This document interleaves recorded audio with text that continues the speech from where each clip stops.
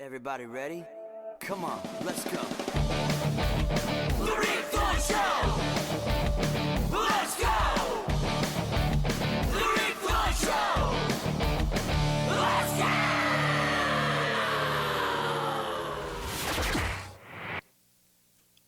Yo, what's up? This is Rick Thorne. Welcome to the show. I'm glad you're here. I'm stoked you're here. I got a really special guest today. Let me see if I can get your name right. Billy Graziadei. Perfect. That's it, dude. I pictured, like you said, homie throwing the pizza up. Graziadei. Yep. Graziadei. How you go your whole life trying to describe your last name, probably, huh? It's better than carpenter. It means grace of God. Okay. It's pretty cool. Hey, that's really cool, Yeah. actually, dude. So Could be like shoemaker, you know. or Thorne. Oh, what is that? Thorne is probably That's some my Viking. stage name. Is it? Yeah. What's Miletta. oh, you Italian? No, I'm kidding. That would have been my name.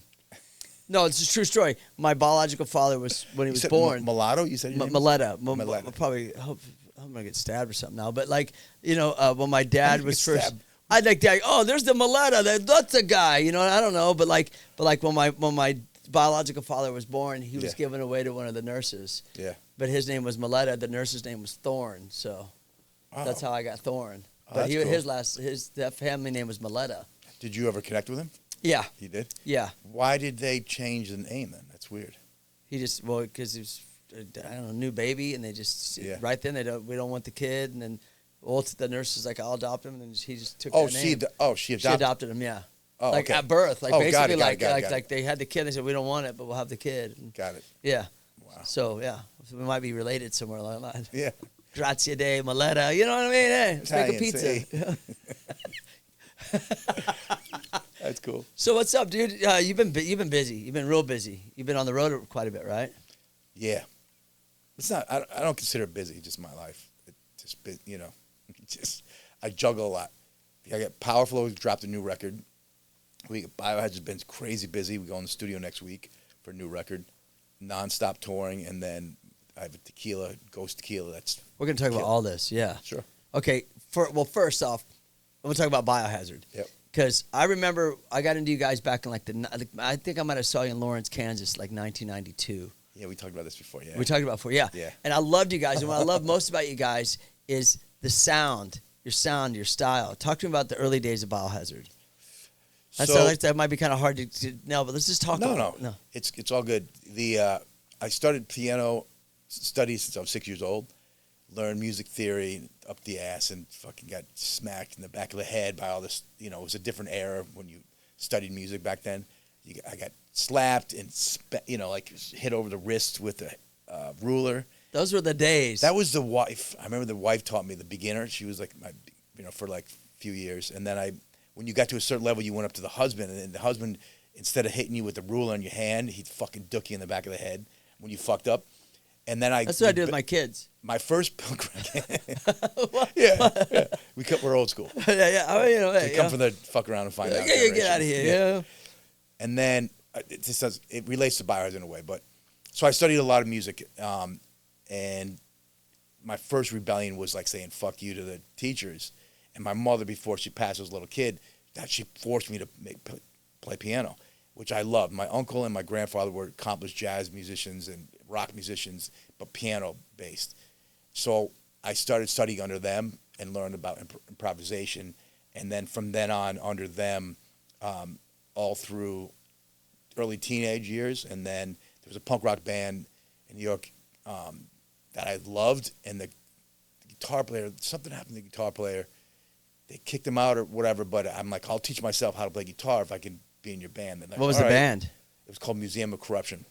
Awesome. It was kind of like a shitty version of Green Day 20 years before Green Day came around. Oh, shit. Okay. But what I did was I kind of hated the music theory and the confines of any kind of like education in every way.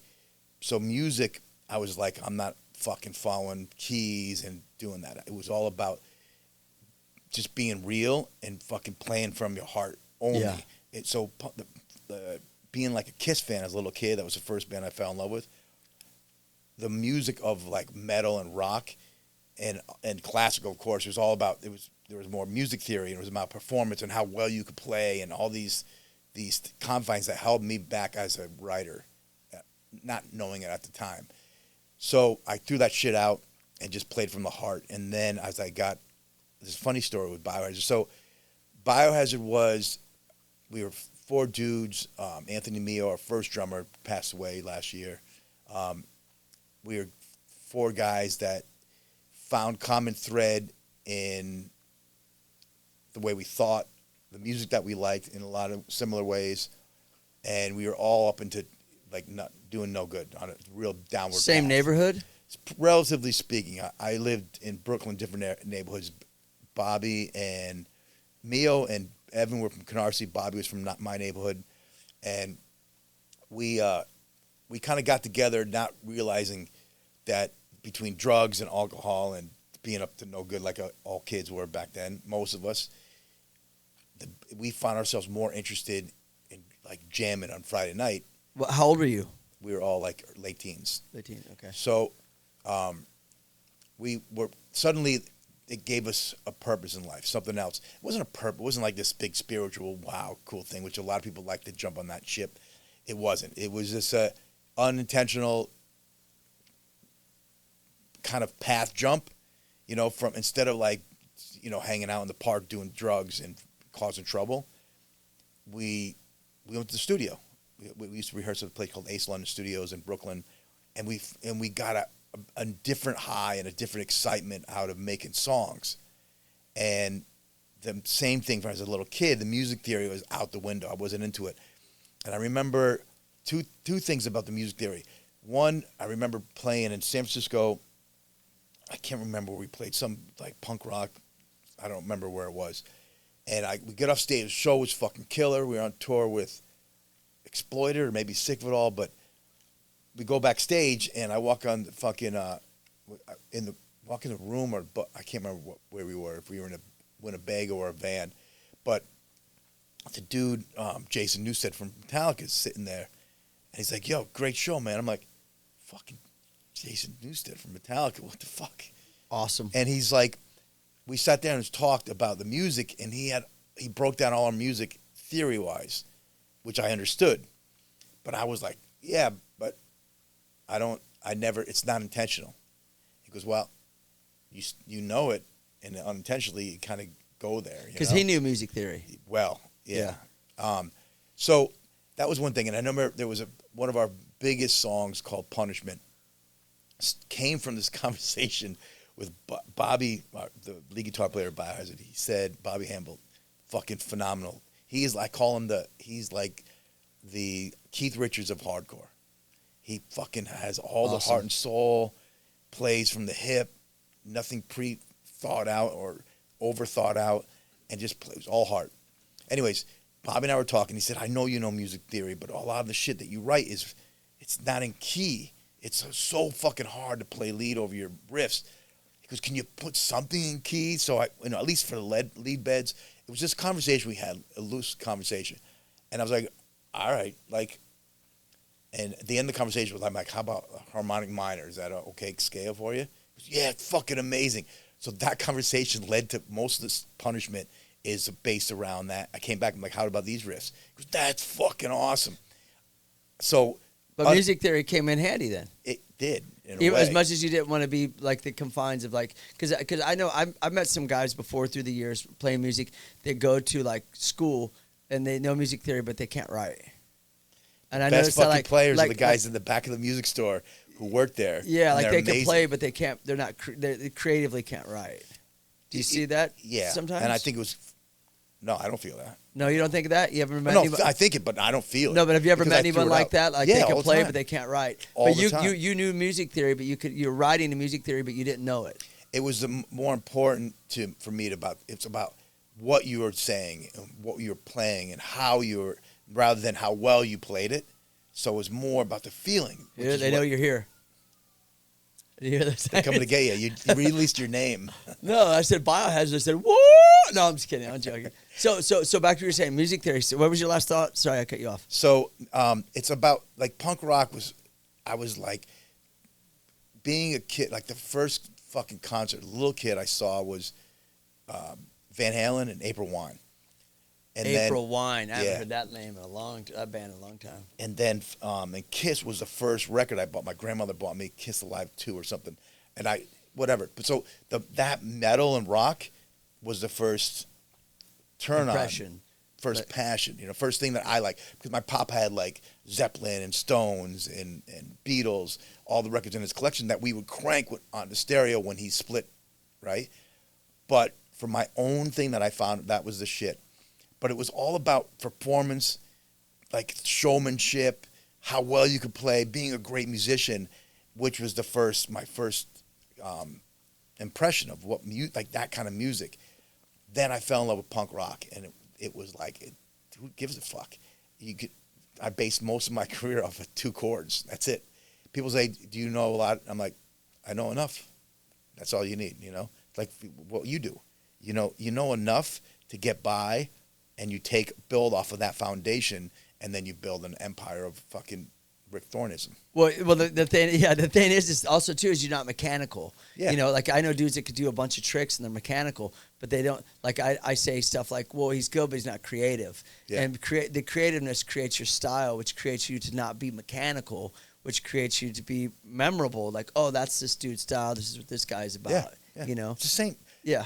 Creatives are creatives. You know what I mean? Whether you're making, building pottery, painting a painting, writing a song, or putting together, something in a half pipe or a skate park. It's all or like, yeah. And the bike world. So I see.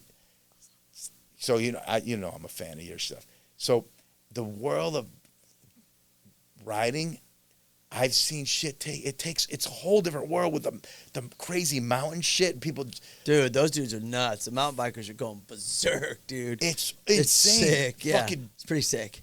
Yeah. whew. It all started at BMX. Yep. All the tricks, everything. Yep, I always say BMX helped scooters. It helped motocross. It helped mountain bikers. The bike life. It all stemmed from BMX. When my little kid Will was when he was young, of course I got a skateboard right away. And I was never BMX. I was, but never like at a big level, just for neighborhood fun stuff. But he got it. The skate park by our house. And I'm like waiting for him to go, and In New York. No, here. Oh, here. Yeah, okay. He was born here. So and then one of his friends shows up with a scooter, and I'm like, don't even say this is way cooler than skating. And I'm like, yeah, look at this. Look how high I can ollie, look. And he was like, he was into it.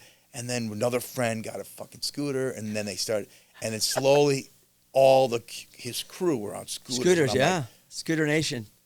Is that what he does now? Yeah, he did great with it, but he would teeter back and forth to skate, and I'm like, he never got into BMX. It was never a thing. They went to the electric bikes. Yeah, my son moved out at 8 years old. Once he got a scooter, I told him, like, you're gonna have to kick rocks. That's it.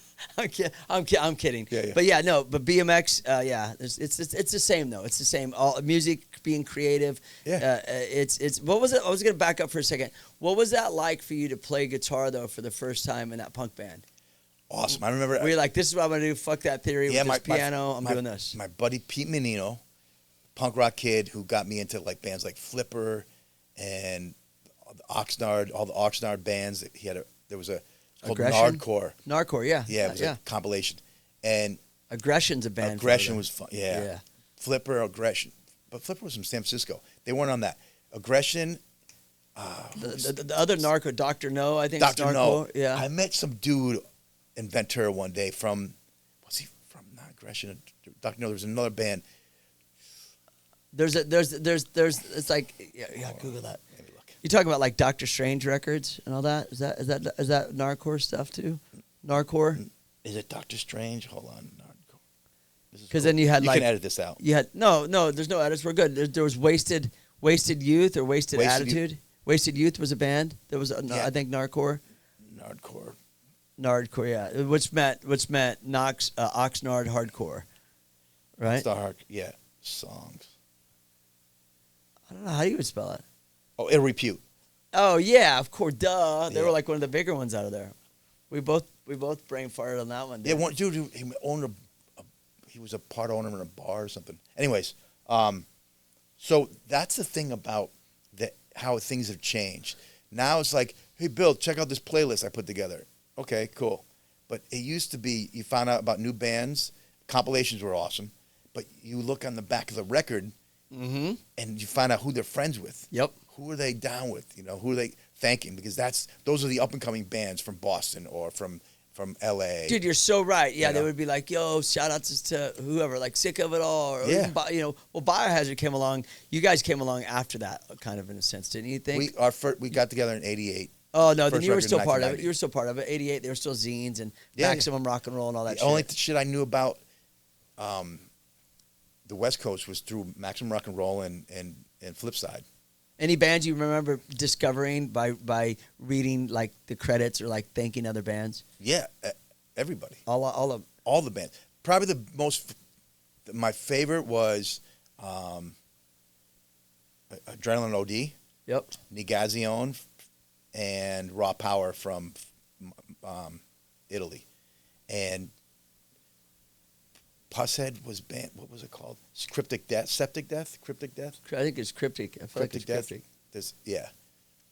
Those are bands that you Yeah, just like stumbling across, and there's another band. Anyways, I there was was like a that lot with of the great DC bands. The DC bands. Oh, yeah. They were all like, and then you would be like, oh wait a second. So Fugazi was like half a Rites of Spring and half a Minor Threat, or like, you know what I mean? You just start to piece this together, or like, or half of Rites of Spring and half of this, or this guy was in this band, that guy. Yep. A lot of New York guys did that too, though. They bounced from band to band, or were they kind of more loyal? Like, this is my band, that's it. Or did dudes here's bounce around a lot? Funny story about that. I almost was in Breakdown. Do you remember Breakdown? I do remember. Yeah. And I was friends with Rich, a singer. We used to hang out at the Thompson Square Park, and like fucking heroin buddies, like drug buddies, like that kind of scene. But they lost a guitar player. I learned all their songs, and I'm like, I called him up and said, "Yo, I got your shit down. Let's jam." He's like, "Yeah, our drummer's coming back. He wants to come back. I think it's Drago. I can't remember who." But I'm like, "What?" I remember I said to him, "I'm like, dude, I could be the next Jimi fucking Hendrix, and you're not gonna give me a shot. Come on, we're bros." He's like, "Yeah, but he's the main dude. He's the writer. He wants to come back now." I'm like, "All right." Oh, so it would have been a conflict. God bless you. of, Yeah, like, it was all cool. Yeah. So it was cool. But then we did Biohazard. Which was, and you started in '88. You said like Yeah. '80s, earlier than that, you guys were getting together, jamming and stuff. It was like the fall. Yeah, we consider it Easter Sunday, 1988 was when we did our first demo. So that's kind of the date we claim as when we got together. So then, did you guys ever do any? Was the band always called Biohazard, or did you have something before that?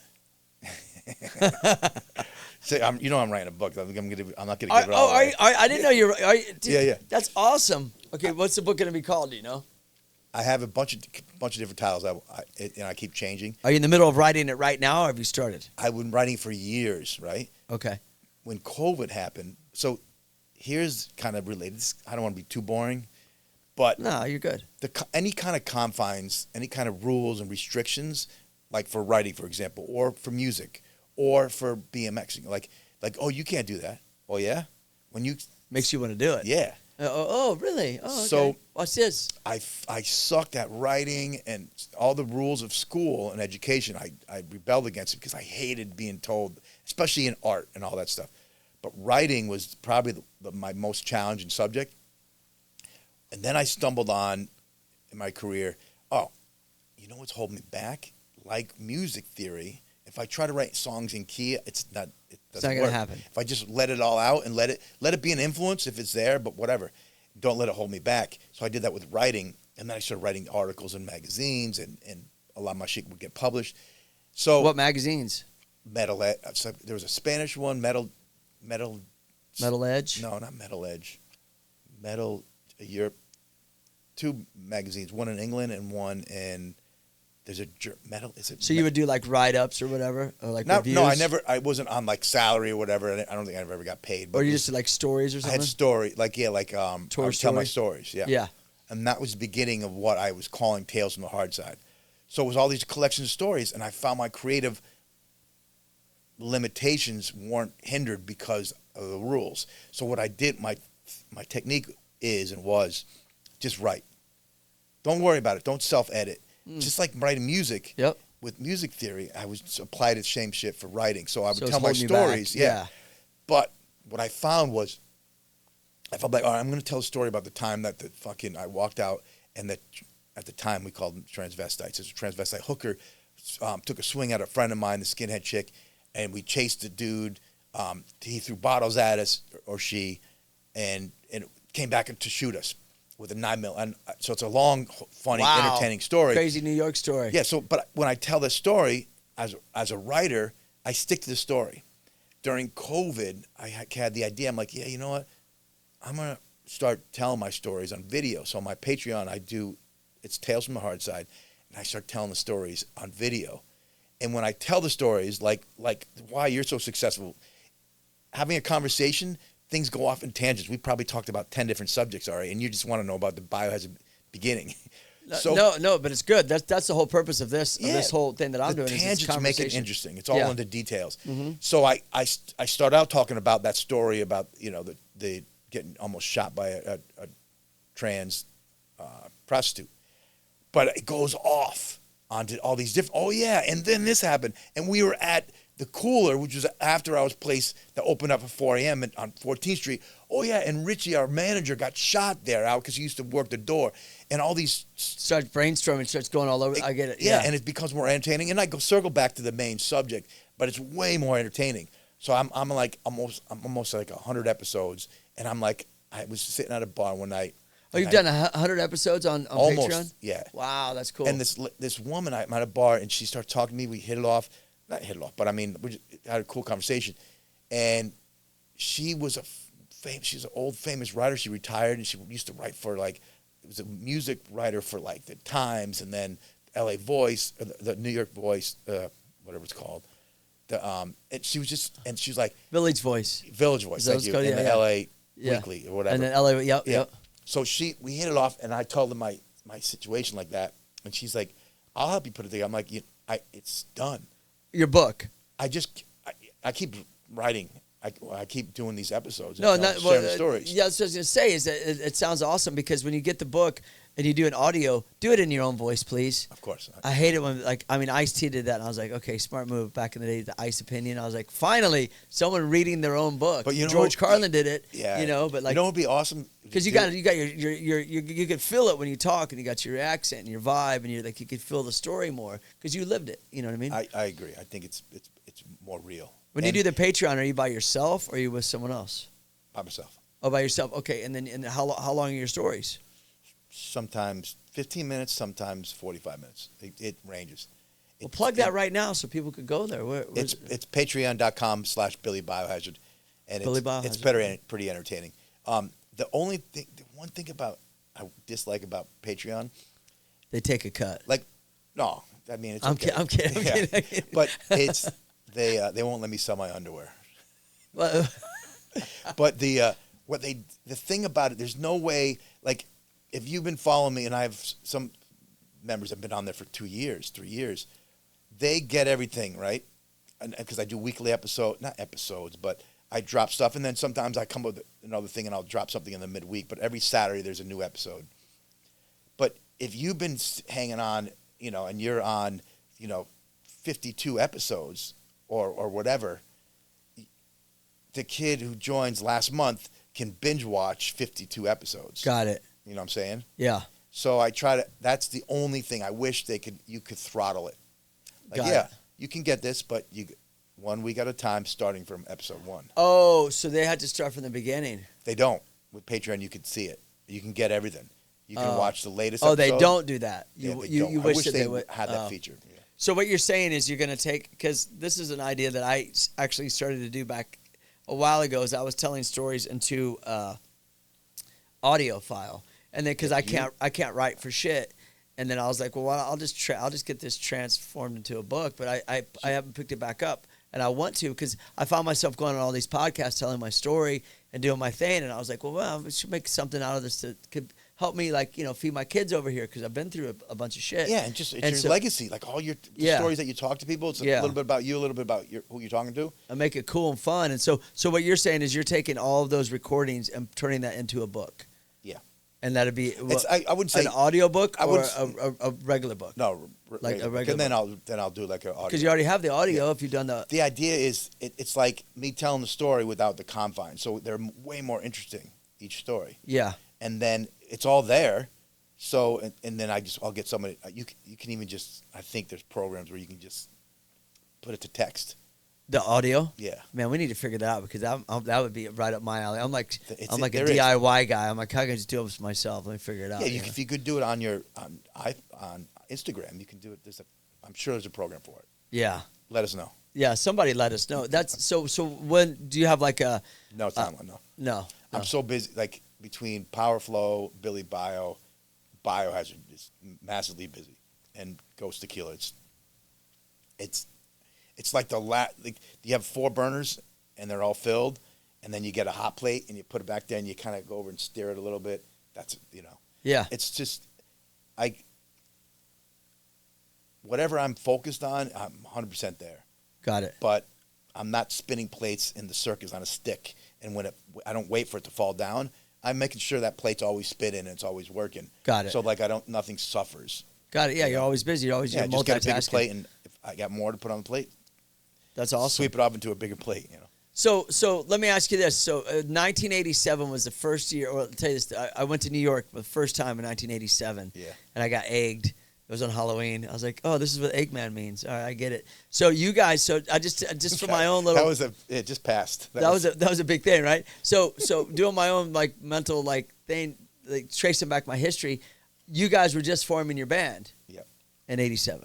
Yep. Yeah, and I was just like, wow, this is New York. It's just like So back to Biohazard and that feeling back in the '80s and like what, like I guess, what would you consider Biohazard? I mean, hardcore rock, metal. Like you got so many. It's like a crossover. You guys got your own style. We are like the redhead stepchild. We didn't fit it anywhere. Which is people great. were like, you did though. You fit it, but you were able to fit in everywhere that way.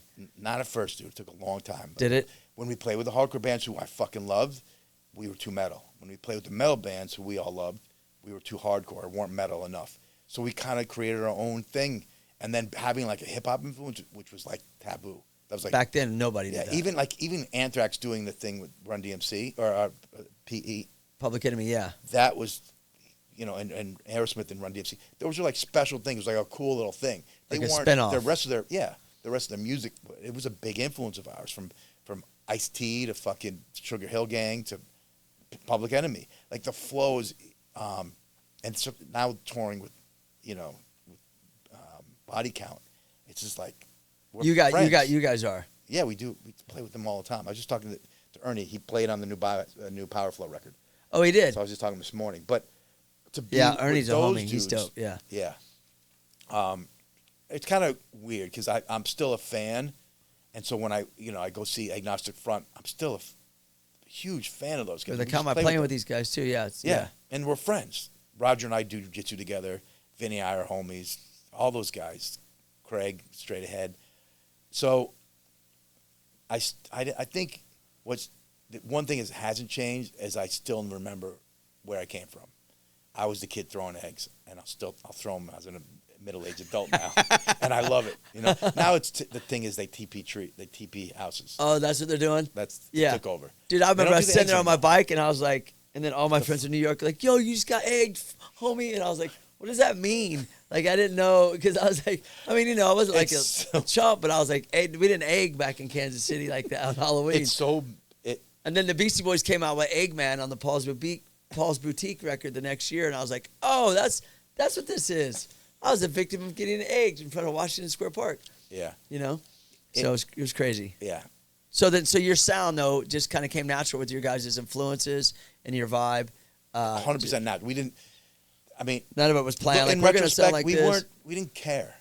We just liked what we were doing. We let the shit flow naturally. We didn't overthink it. We didn't say, hey, we're kind of into rap, hardcore, metal. Let's mix them all together and create Biohazard. We didn't. It was all not a mistake. It was like just natural. That's what made it Real. the best. Yeah. Why did you guys took a long break? You guys, did Biohazard ever take a long break or no? Oh, sorry. I'm still on the beginning ages. No, I didn't I'm still jump. like, when we were smoking crack I'm sorry. and I doing didn't heroin those days. Oh, my bad. So, yeah. So, But I'm saying the you guys I'm reached the only success. original member Okay. that never left. Never, always stayed there. I'm the OG that stayed. There was different parts of our career. We split with Bobby in 96. And then Evan, Danny, and I. Danny came in after Mio, our first original drummer. and then played on all our records. So after Bobby, we continued without Bobby as 3-piece, and then we got the dude, boy Das from Helmet, and also from New York. He was from Straight Ahead. No, Straight Ahead? No. Straight Ahead sounds familiar. Not Straight Ahead. He was from, I'm drawing a blank on the band. An old, Rest in Pieces? Rest in Pieces was a think good so. band. Wasn't Craig was in that band, wasn't he? Craig was in Straight Ahead, yeah. That Yeah, was, straight. Okay, yeah. And then we went to him for a few years, and we went through a bunch of different guitar players. Some guys were really cool dudes, but nobody ever filled those shoes of Bobby. I don't know if you know Bobby. But Yeah, I know Bobby. Yeah. he's a great dude. And Danny and I always said if Bobby got it, when he gets his shit together, one day we'll, in a heartbeat, we'd bring him back. And it took a long time. And then 2008, our buddy Rob G kind of put the catalyst in me. And I had a band called, with the girl from Kitty, with Jen, and then a couple guys from Florida, a band called Suicide City, and now the drummer of Agnostic Front. So we had this band, I was doing that. Biohazard did a record. We lost the record. It was one of those stories behind the scenes, like the lost record, whole other disaster chapter of my book. But then, But did you ever release that music? we did. That record was called Means to an End, and it ended up being great. Okay. But and then after that, I was doing this band this band called Blue, and then Suicide City, and then I joined Blood for Blood, Yep. and then Billy Bio. yeah, no, Billy Bow was later. So then we got back together for like a couple months. It seemed like it was over quicker than it came with the original guys. And then it just ended. No, we started to do a record, and then it split up. Evan got involved in some crazy shit, had a lot of challenges, and he quit the band. So then we continued without him for a bit, and then we were working out with this dude Scott from New York, from Cleveland actually, and then we were in the studio and had some beef while we were recording a record.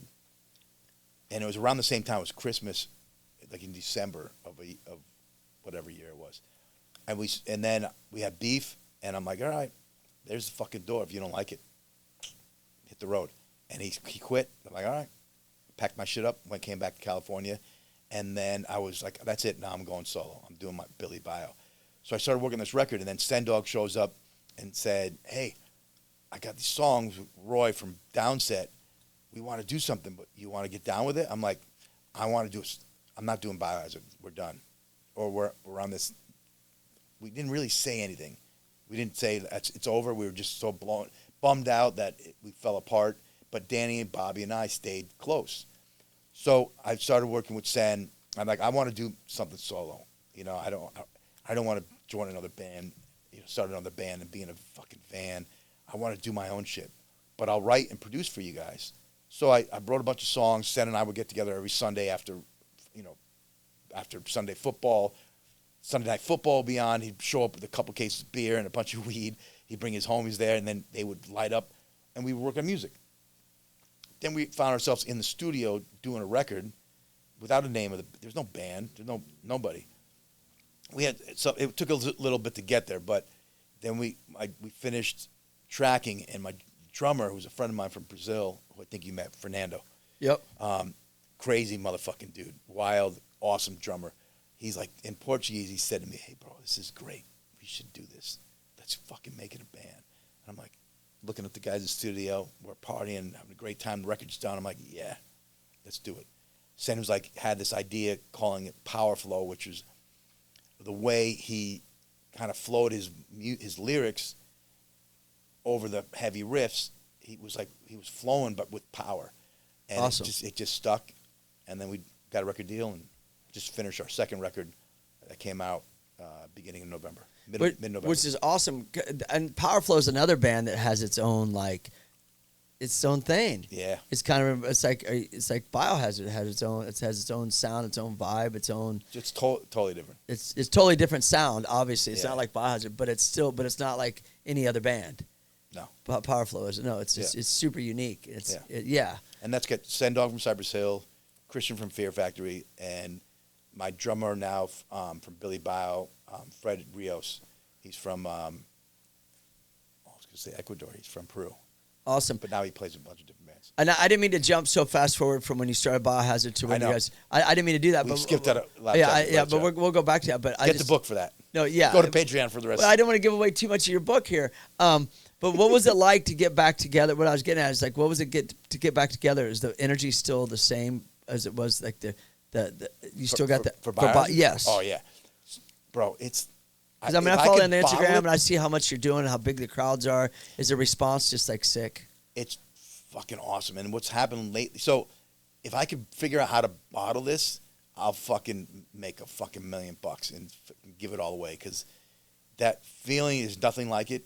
We get on stage, it's like we're 25 again, high-fiving, running around like fucking maniacs like we used to. It's this, and I don't know what or how or why, and I don't give a fuck for any of those reasons because it's just working. It's great.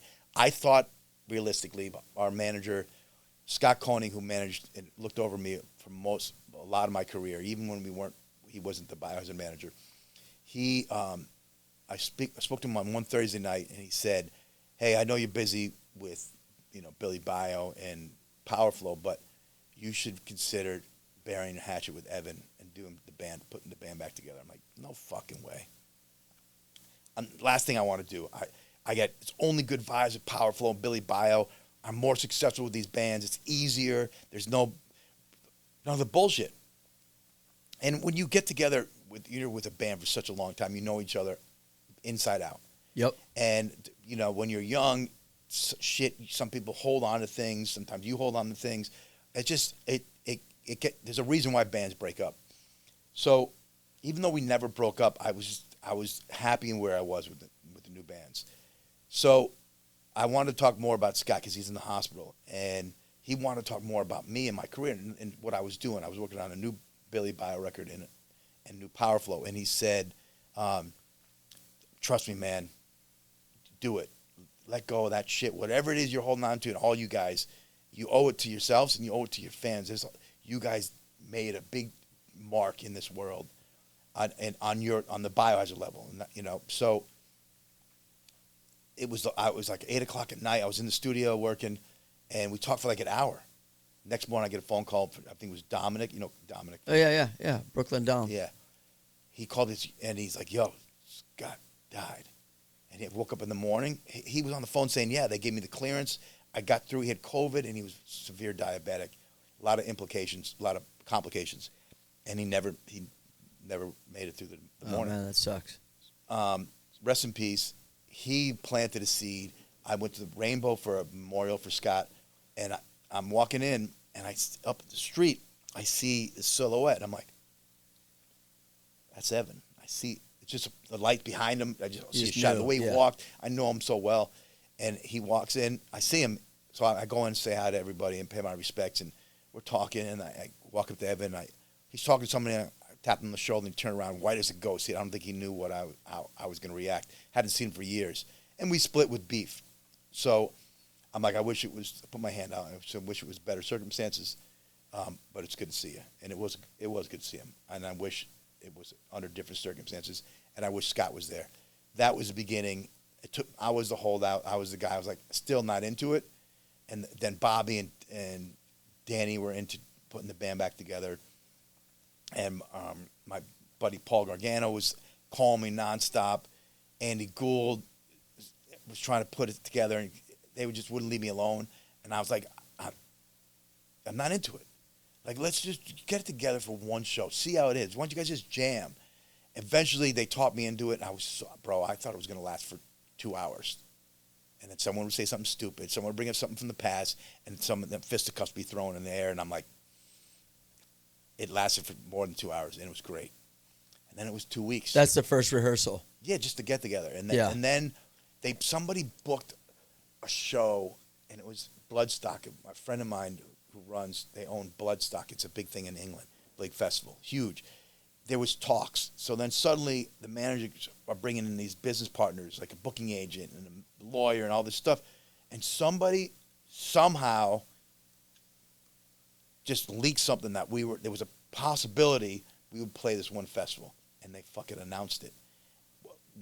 I was still not even 100% into it. I was shit! And that was just a couple years ago, bad, right? Yeah. And then our booking agent in Europe, which was MAD, was this Mark, MAD, and Uda are like OG hardcore punk rock. Like they are the DIY kings and queens of fucking Europe. And I've been friends with them for years. They flipped out. I keep hearing all shit. You guys are getting back together. It's true. I'm like, no, I ain't into it. And then it just fucking suddenly, whether it was forced or whatever, and we were getting along great. Then they booked. Jamie asked us to play his festival in Milwaukee Metal. Jamie Fest. Jasta, right? Yeah, Jamie Jasta, Hatebreed. And so we booked that, and that was the first show. And I was like, all right. What was the response like?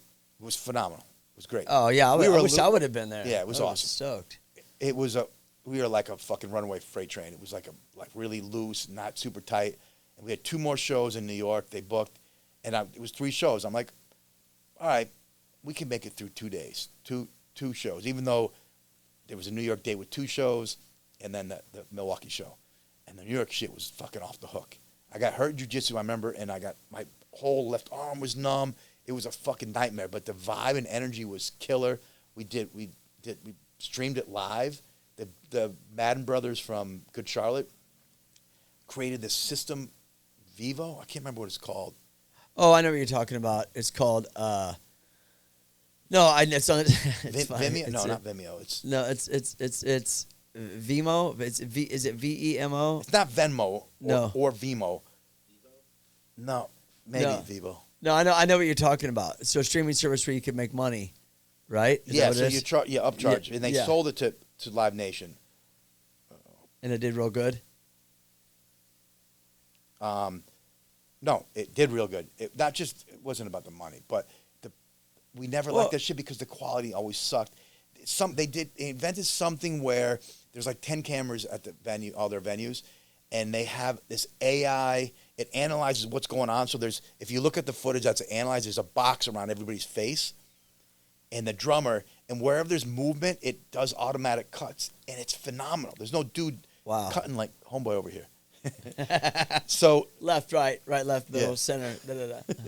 so That's AI, Jeff. AI Jeff. So always interesting, Jeff. So it just worked. Then I'm like, okay, wow. It lasted more than 2 hours, lasted more than 2 weeks. Now we're in 2 months. Maybe there's a possibility. And we kept going with it. And it kept getting more fun and better shows, and it was wilder. And then we were just like on fire. And then there was no stopping us. And I'm like, okay, cool. And I didn't, like I said, 2 weeks maybe, 2 days. It's been 2 years. And now we just signed a record deal, and we're going to the studio next week to work on this new record. So Fucking stoked. Awesome. That's awesome. Yeah. Wow. So the energy's, so you answered my question quite nicely. Yeah. The energy's banging, dude. We get along, bro. Get we're along better older. than ever before? Ever before. When you were younger, there was a lot of things going on. Yeah, we're all alpha males and fucking, I'm the fucking man. And it's over stupid shit, girls, drugs, partying, band decisions. Was there ever any problems in the early days about like attention? Who's getting more attention in a band? I always feel like that's always an issue. It was never More the spotlight's on. It was never a verbal issue. I imagine, like having the singers always get the most attention. Evan is a very captivating thing. So I remember we had a conversation with our first manager, Richie Frine. He was 6'11", 6'10", or something like that. Fucking huge Damn, dude. dude's huge. And he got everybody's attention. He was, you're the Biohazard manager. You're the tallest guy in fucking Brooklyn. Anyways, we were big talkers, Bob, and we would talk over the mic all the time, but we would talk over each other. And it was like everybody had something to say about a song or about a subject or something to intro a song, but it was rambling, a lot of going on. And we'd talk over each other because in, like most cities, whoever's the loudest wins the argument. Right. So, but that on stage wasn't working. And Richie said, I don't want to go too deep into it because you guys need to have only when you guys talk. Like, all right, I'll be the guy. I was like, why? Why you? I'm good. I want to be the. Evan's like, all right, I can talk. And Richie was like, no, you guys, Evan's in the center. He's playing bass. He's got long hair. You guys have shaved heads. I think it should be Evan because he's in the center. And we're like, yeah, he's fucking worst. He would tell jokes. He would tell Andrew Dice Clay jokes on stage. He wouldn't stick to the point. So we would start feeding him some of the things that we thought would be cool to say. And then he came into his own and became who he is. Yeah. So I don't think there was to circle back to your question, there wasn't any kind of beef or like, oh, we're not that type of dudes. Attention shit, yeah. I'm sure internally, maybe some guys here and there, but it was never like, that sucks. Why does he do it? Yeah, yeah. There's some issues, some stories in my book about it, but Yeah, well, we can't wait to get Some this. things. Can't wait to get this book, bro. Let's go. Why does he get? Why do I always ask him to do the interviews? Yeah, right, yeah. Why is he getting all the PR and then everyone thinks it's about him? I came up with the name of the band. What the hell? Who did come up with the name? You want that story? Let's go. Early days, New York, 1988. It's punk rock, hardcore. Let's go. I think Was it someone in the band or someone not in the band? Sometimes that happens. the name was suggested to us, and we told the story publicly, but was by rest in peace, Pete Steele from Carnivore, Type O Negative. So he was doing, after Carnivore, he had a band called Repulsion, and he invited us down to see them play, and it was super slow. It was like, it's so fucking slow. It's heavy as fuck, but we were like, coming from Carnivore, which is super fast thrash metal, he was banging out fucking songs that were just, and it was, the band called Repulsion. They later changed their name to Type O Negative. But he said, we were putting the band together still, and he's like, you guys should call yourself, and you open up this medical book, you should go with this, the logo, look at that. And my pop, it was Biohazard with the logo. He said, but don't use the name, just use the logo. My pop, when I was a kid, his whole career was a scientist. So, one weekend out of the summer, he'd say, all right, for a summer job, you're going to come, once a week you come to my lab and you clean test tubes and you clean around, clean stuff, and I'll pay you. He's like trying to teach me responsibility. But around his lab, there's all these stickers, Biohazard with the logo. It scared the fuck out of me. I'm like, it looks scary as fuck. And I'm like, a little kid, I'm like, what is that, Pop? And he told me, it means anything that's harmful to you. And if you see that, you stay away. You got to be very careful. It means something in that area is very dangerous to your health. So when Pete pointed that, I'm like, boom, that's the fucking shit. Yeah. You knew. So I'm like, this is what we should do. Wow. So, but it was just a suggestion. We had 3 or 4 other names. What were they? I don't remember. I don't remember at all because when I. Oh, is this as for the the story book? unfolds, Is this for the book? Yeah. Is No. this for the book? Oh, no. I don't remember. It's irrelevant because this is what happened. We were sitting around a table. Bobby had some beef and got jumped by some gypsy cab drivers. You can't say gypsy cab drivers, but it just general guys, people who were just working illegally and taking cash in their, it wasn't Uber. There was no cabs. It was just someone's car, and they had a rope or a van, and they would self-drive, and people would jump out, and they'd leave the door open, so they pull the rope to close it, and they'd go up and down Flatbush Avenue. He had some beef, got jumped, so he was in Florida. Mio, our drummer, Evan and I, and a couple friends were sitting around a table in Canarsie at their apartment, smoking crack. We had a fucking list of names, like there's 3 or 4 names, and Evan's like, so what are we going to call the band? And I'm like, let's go with Biohazard. And our lives took a 180-degree turn. Like, I have kids. I hope my son doesn't see this because he makes jokes about smoking crack. I don't know if he's seen this story or me talk about it before, but How old is he?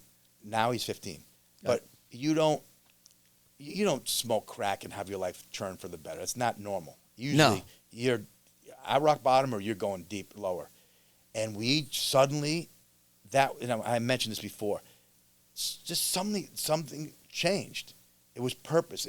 I think having a name gave us, it kind of put a sentence on what I'm doing is fucking awesome.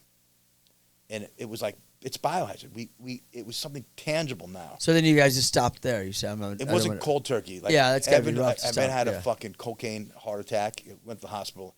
And after that, he almost died. Who's that? Evan. Oh, okay. Never did fucking drugs or drank again. He used to pick me up with a bottle of Jack between his legs. We'd do blow on the way to rehearsal. Anthony was smoking crack. Bobby was a bad alcoholic and drugs and everything. But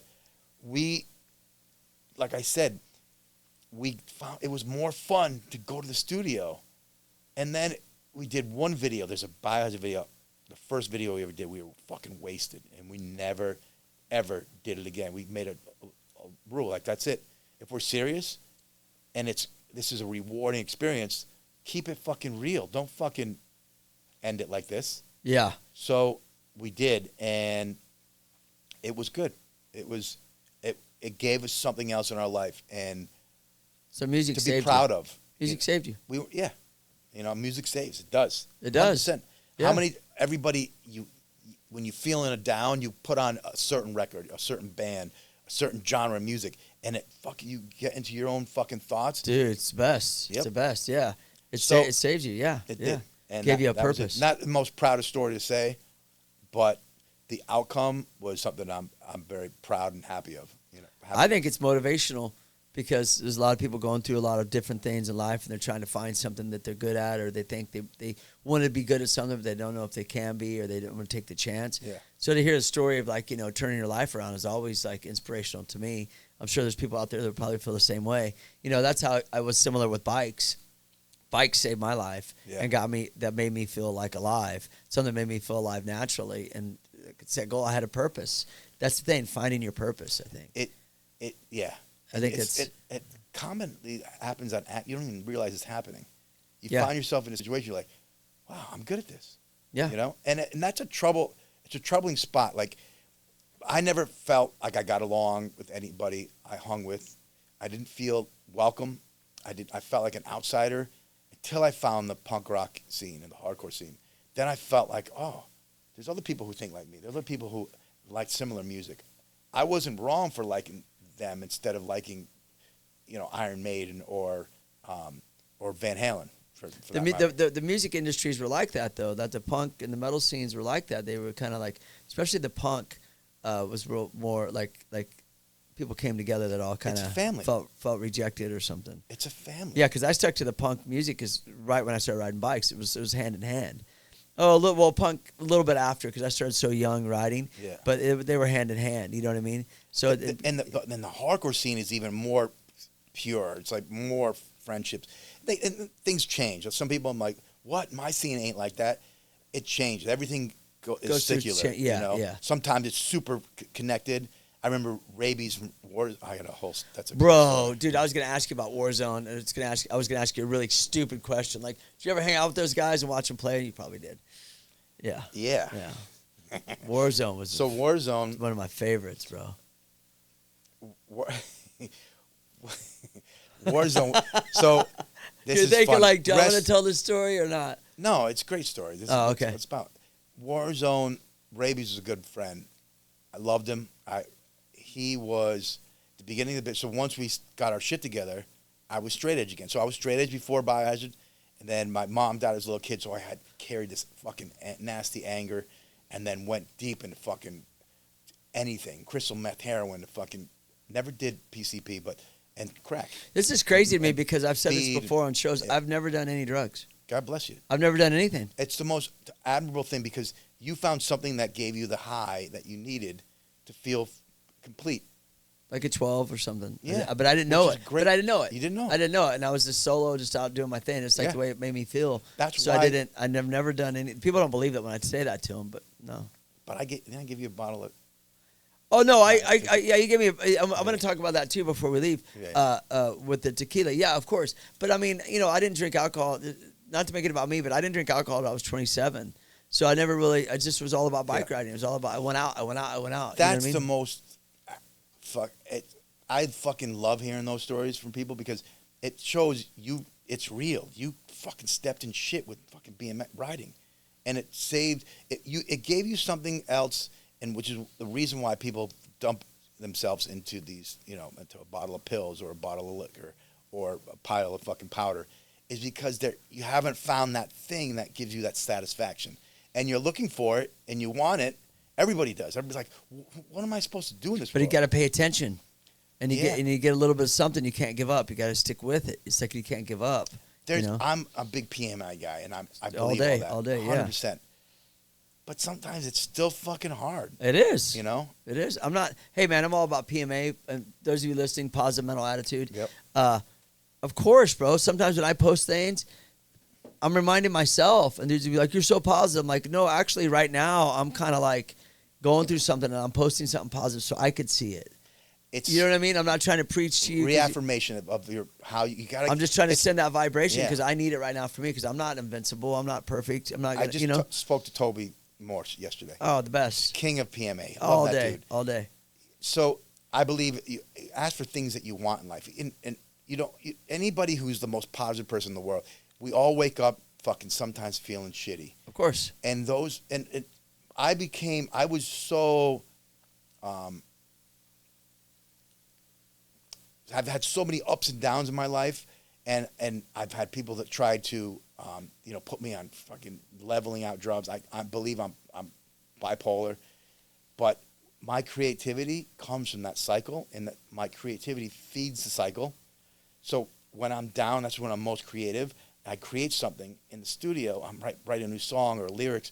I come home at 4 a.m. I want to wake up my wife and be like, "Yo, babe, check this out." Right. She's like, "Are you kidding me?" And I can't sleep because I'm so high off of what I did. You're hyped up, yeah. And that's a manic cycle. So those, for me, like drugs like Prozac, it would level that out, and I don't want that. I can deal with it. I'm a grown man now, and I know who I am, and I understand my art comes from who I am. So I let it be. I can roll with it. But asking for things that you want in life is the best way to move forward with anything that you have. And what I mean by that is this. Don't say, "Oh, man, I don't know if I'm going to get this fucking job. I did the fucking interview, and it's great fucking pay. It's closer to home. I don't know." What you say is, I'm going to fucking, you envision yourself, I got this job. I nailed that fucking interview. This guy knows, or this woman knows, that I'm the right fit for that job. You put out the energy that you want in your life. Stay away from the shit. Just don't even say it. And if it's like, you know what? I'm going to make a fucking 75 grand this year. I'm going to make 200 grand this year. You put it out there and let that shit ripple out. Also, I don't share anything about what I'm doing. I only tell you about things I've done. There's too much negative magnetism out there that wants to, bro. oh yeah, and that people like they hate on it. Yeah. Not they, but that energy. Oh, I know all about that. Yeah, you just kind of do your thing. I'm not going to tell you what I'm working on. I'm saying, yep. Yeah, You you're just gonna drop it. Yeah, Just I gonna got do the it. whole new Biohazard record right here. The whole new what? The whole new Biohazard record right here. Oh, in there? Yeah. Let's go. Yeah. Let's go. But I can't wait. when it's done, when it's done, I'll tell you about it. But the Power Flow record's done. Power Flow just came out. Yep. Are you guys- Guerrilla Warfare. You guys Killer gonna be record. doing a lot of shows? Sen is on tour with Cypress. Christian plays in Violence and Overkill. He just got back from, and I'm 100% in Biohazard. So Power Flow is kind of like a side project to all your guys' other main projects. I It don't like to is say and I it don't like to isn't. say side project, but it kind of is a collab. When you're not doing these ones, you're gonna do this one. We all love it because it gives its only good fucking vibes. There's Yeah. no, like, it's our baby. Right. So I don't have, like, Biohazard, it's Evan, Danny, and Bobby that I share it with. Power Flow, I think we each consider our own. Got it. You know, it's like three parents that adopt a baby. Got it. You know Yeah. what I mean? Oh, that makes sense. So yeah, Yeah. So we all like, yeah, this is great, and we love it. It's great, and we can't wait to play the songs. We're dying to play. We played a last show together with Rod Diaz on bass. Yeah, Roz, my Downtown, homie. yeah. The night LA shut down, so we played at Pershing Square. Wait, you mean what? It's shut down? What, COVID, for Oh, COVID. that long ago. Yeah. Yeah, that was it. Because I saw you. Damn, it's been that long. Because I saw you at the Viper Room. So Was that was like way before that. Was yeah. that like 5 years ago? or that was something? one of the first shows. Yeah, Oh, what a trip! Yeah. Damn, time flies, bro. I know. What's going on? COVID What's sucked going on? it sucked three. What's going on? I know. So I look at it like, it's almost like I get to have a wife and a girlfriend. Both are fucking awesome. Yep. And neither of them care who I spend time with. They just need a little attention. and that's Yeah, yeah, I like that. Yeah. It's like I need that setup. I'm single. I wish I had a wife and a girlfriend. no, I'm happy with my wife. I'm just totally, using that analogy. I know my you wife's are. Brazilian. She'll kick my ass. I'm if just she thought I was fucking telling around. real I know. deal. I'm just fucking around. Let's talk about real quick. Ghost Tequila. Is that your brand? Part of a brand you're with? Yep. Because we were down at Brooklyn Projects. You gave me a bottle of it. It was good. Yeah. I still have some of it left. Yeah? But yeah. I don't drink. Come in my trunk if you need more. I don't drink a whole lot. Sure, I don't drink a whole lot, but That's why yeah. I'm on my phone. I'm like, my shit's blowing up. People are like, you coming by? So yeah, Ghost Tequila is a spicy tequila. We started in Boston, which is where I was born, but I grew up in New York. We have a Blanco Reposado. It's not a pitch. I'm not a salesman.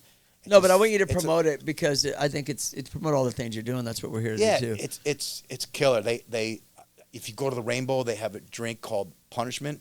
They have 2 drinks on a menu. No way, with Ghost really? Tequila. It's named after Biohazard songs. The whiskey has 7 menu drinks. They're phenomenal drinks. So spice is huge. I love spicy food. I love spicy drinks, and I love tequila. And it's just awesome. It's a perfect fit. I'll take some when we get out of here. Sure. Wait. One more thing I want to ask him real quick because I know we got to get going. Real quickly, how did this song come about with Onyx back in the day? Because that was revolutionary too at the time. People weren't doing that stuff. Even though they did the one-offs, they did the Run DMC and they did the Public Enemy and So I just told this story I just finished this chapter, but there's some things about this that are related that are really cool. Will drop soon, so I have to stay away from that. But we were on tour with. I was always a studio guy. Worked at Chung King. Worked at Power Play Studios, which was Miss Melody and KRS-One, Boogie Down Productions, Rodriguez. All these hip hop dudes with Hip Hop House, and obviously being a punk rock kid, I loved hip hop, so it was great for me to work there. So I learned a lot about electronics, samplers. My way around a recording studio and built up my own recording stuff. Did all our demos and shit over the years and then eventually did records. So with that, I did a couple of different remixes for bands that were in our genre. I think it was Clawfinger I did, and I did Die Krups. And my manager hooked me up. We were with Rush Artist Management, which was Russell Simmons, Leo Cohen, and Scott Koenig. Scott was our day-to-day guy and our confidant and right hand. But he asked me, hey, this band called Onyx, and it was all over the radio. Sorry. It was all over the radio, this song called Slam. They want you to do a remix. Like, fuck yeah, let's do it. We were on tour with Sick of It All. I flew home.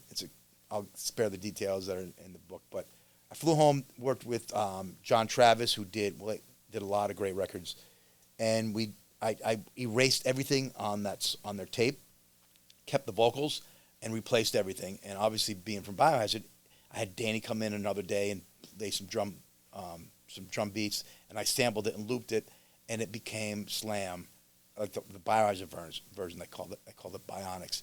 We did a video for it. Yep. On a bridge. Yeah, and then we did that friendship through that remix. And working with them on the video, we collabed together on a song called Judgment Night. Yeah, which was the movie. Yeah. Yeah, which was Dennis Leary was in. Movie, great soundtrack. Dennis Leary gets lost and has nowhere to go and tries to make it home. Yeah. Yeah. That's an awesome story, dude. I'm so stoked that you came in. I learned a lot more about you. I'm sure that there's a lot more that I could learn. I'm going to get your book. Let them know where to follow you and your music, Power Flow, Biohazard You. If you let them know your Instagram, website, and everything. I'm Billy Biohazard everywhere. Ghost Tequila, simple, ghosttequila.com. The Patreon again. What's that? Patreon is Billy Biohazard. Here's something that most people don't know. When you write me a message, I answer it. It's me. A lot of artists, they have assistants, they have people from management companies, they have social media people that do their postings, but the messages, the replies are all me. That's me. I love getting them. I always taking the time. Somebody from another band, I was always against doing VIPs and meet and greets and charging people for that. And he suggested, you should get a Patreon, dude. I bet you a lot of people would. And I'm like, no fucking way, dude. I'm not a money grabber. I don't need that shit. I like being one-on-one. He goes, yeah, but he said, connect with them. Yeah, he said, you go to the merch booth every night after you play, right? I said, yeah. He goes, for what?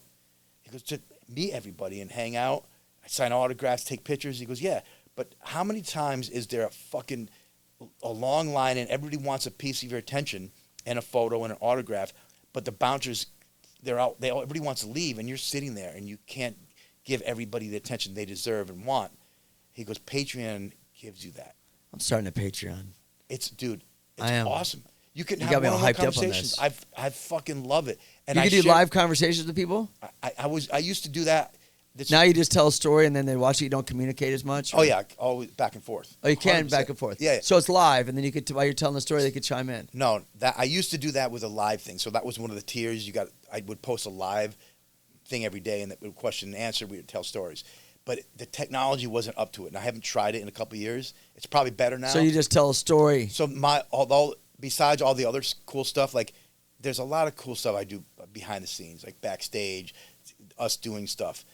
Now that we're doing new Biohazard, so I'm posting a lot of inner workings of like what it's like in the studio with us, working on new songs. There's like new stuff I'm writing that they hear, and I'm like, I'm so psyched for this fucking song. I'm not sure if it's gonna make it, but check it out. I did a song from beginning to end. I just put the camera up and I edited it, but it was me writing the song, and then it's the lyrics and the whole thing, and it's fucking amazing. I edited it down to 3 minutes, but it was over a span of like two days maybe. That's awesome. And then it spits of me like writing the lyrics and then spitting it and singing it and having the shit come together, editing it, changing it, rewriting, replaying, and ends up being a fucking song. That I love doing. It's kind of like the pretty much the music you get is free. You know, like you're gonna stream it, but you make 0.003 cents a fucking stream. Yeah, we got to make a living though. We got to eat. Come on, Yeah. stop. It's not, This is a little bit. This is stuff that you can't buy, and I love giving that option for people if they want to learn more about me as an artist and who I am as a person. Because I tell it all. It's real, I'm starting one today. Watch, dude. You'll enjoy it. It's fucking awesome. I like being creative. I like it sounds like a creative outlet, which I could probably get into. I dig it. Yeah, dude. Well, dude, You could do. I got tons of ideas. We'll talk off camera. all right, yeah, we're out of here. Listen, thanks a lot for watching. Follow Billy, all right? You understand? And everything. Go see Biohazard. Go see Power Flow. Get his book. Get some Ghost tequila. Billy, Graziadei. Graziadei. Graziadei. Much love, brother. Thank you. Stay rad. Woo! Everybody ready? Come on, let's go.